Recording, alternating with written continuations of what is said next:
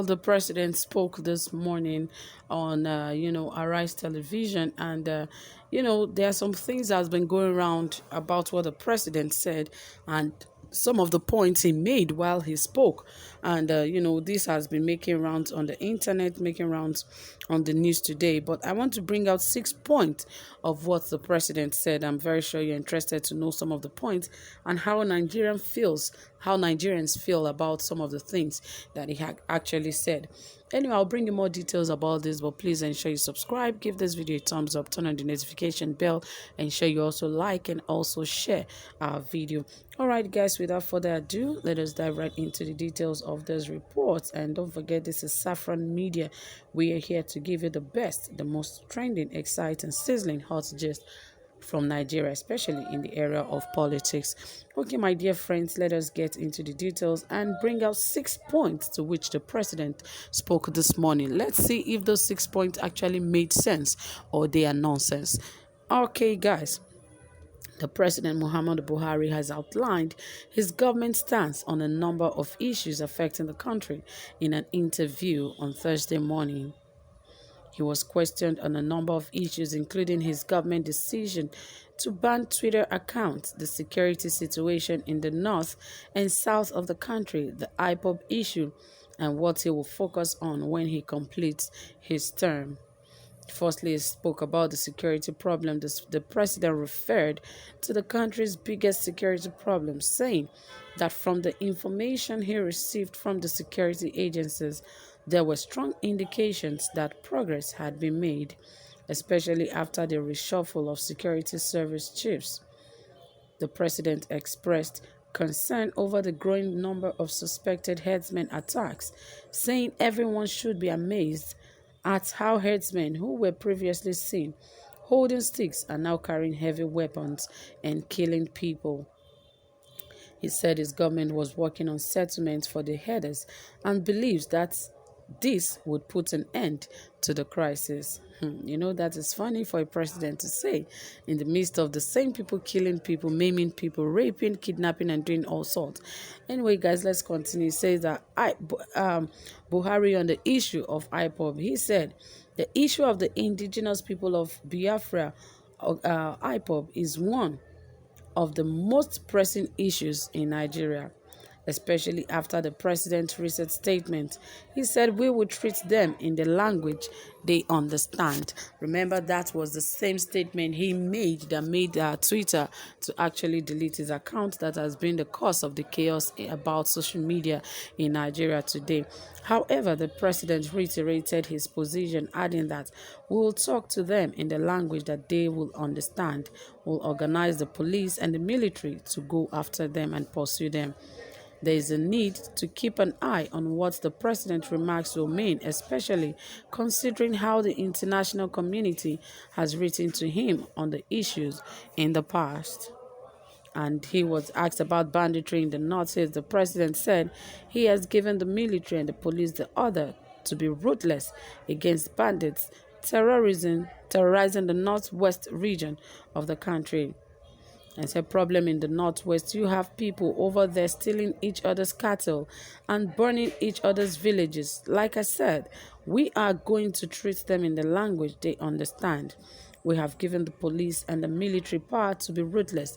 You watch it in a few weeks' time. There will be a difference. When will he reconcile with Twitter? He was asked, and when the ban on Twitter in the country would be lifted, President Buhari said he would not comment on that issue. Although he replied, Twitter, that I will keep to myself. Then he smiled and pulled out his mouth shut.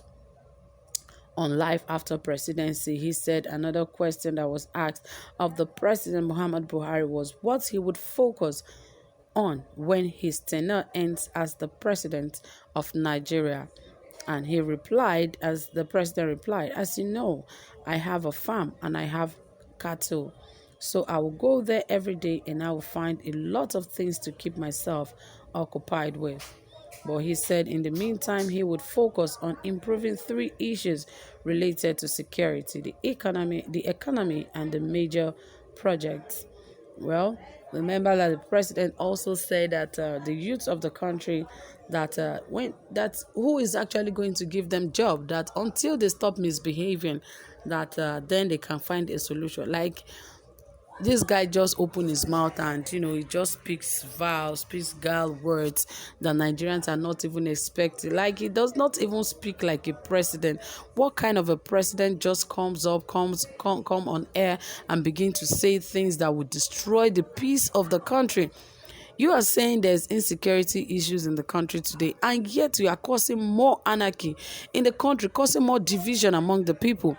You are saying that herdsmen should be allowed to do that. You will find a lasting solution, and yet you are informed. In fact, it was the one that said the herdsmen they used to know before were the ones going about with sticks. That how come they are now the ones going about with AK-47?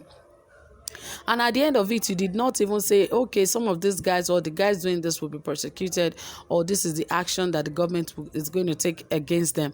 No, he did not say anything of such. Rather, I said they will find a lasting solution to, headers, so that they can settle well. And yet it got to that of IPOB. You said you will send the military against them. You will send the police force. You will use everything, every power you've got. You will use it to fight them. Like, does it even make sense? What exactly has IPOB done to you? They are secessionists, the agitators requesting for a nation of their own. It is not fight. It does not have to get to war. Why does the president have to make it get to this level? It does not have to get to this level. If they say they want to be Biafrans, let them go.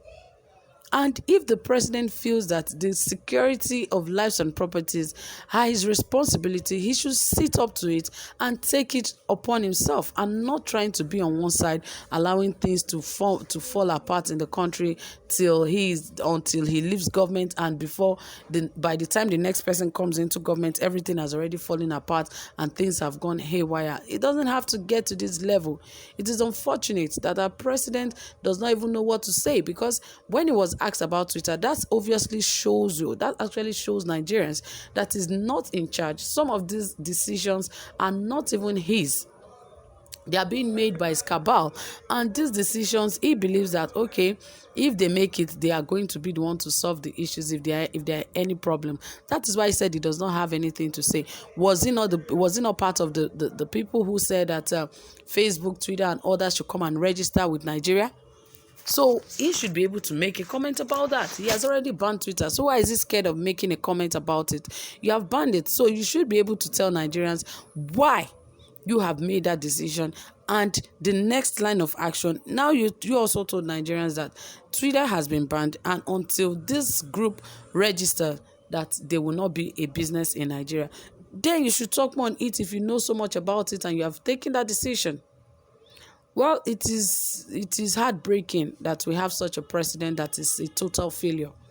That is what I can say. But all the same, guys, let's hear what you have to say. Please drop it in the comment section. And don't forget to give this video a thumbs up. Do have a pleasant time. Bye for now.